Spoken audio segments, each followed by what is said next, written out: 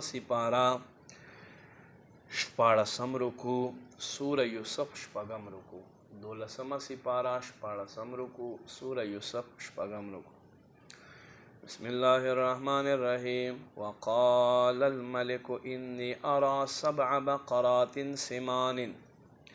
بادشاہ وے ما خوب کے وقتل وغټ غواګانې یاکلهن 7 عجاف چې کمزورې غواګانې راشي او دا غټې غواګانې وخوري.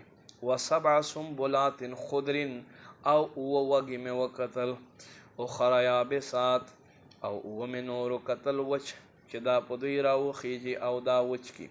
یا ایها الملأ ای زما درباریانو افتونی فی رؤیایا ما ته زما خوب تعبیر وښایئ ان کنتم للرؤیا تعبرون که تاسو خوب په تعبیر پوهیږئ. قالوا اضغاث احلام دوی وی دا خو پریشانی وال خوبونه دي.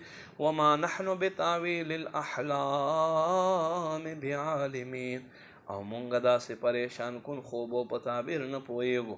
وقال الذي اوی اغه یو کس نجات څوک چې نجات حاصل کړه منهما په دې دواړو کې وذکر بعد امتین سیو مدت نه بعد خبر وریاد شو انا انبئکم بتاویله زب تاسو ته خبر درکم د دې په انجام باندې فارسلونی ما ولېږئ.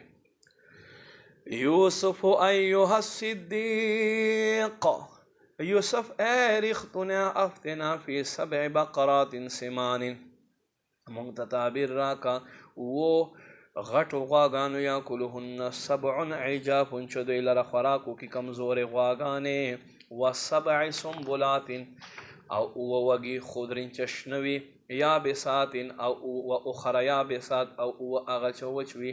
لعلی ارجو الی الناس شاید چې زه وګرځم خلکو ته لعلهم یعلمون لپاره دې چې دوی پوه شي.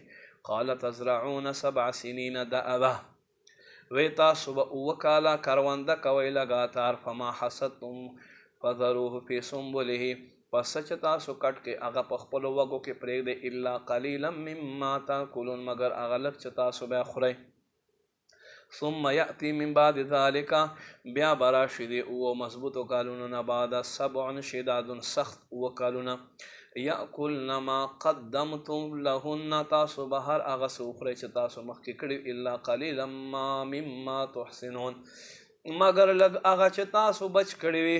ثم یأتی من بعد ذلك عام فیه یغاث الناس بیا به دې نه بعد یو کال داسې راشي چې په دې کې به بارانونه وریږي. وفیه یعصرون او په دې کې به خلک خرسونه نه چوړ کوي.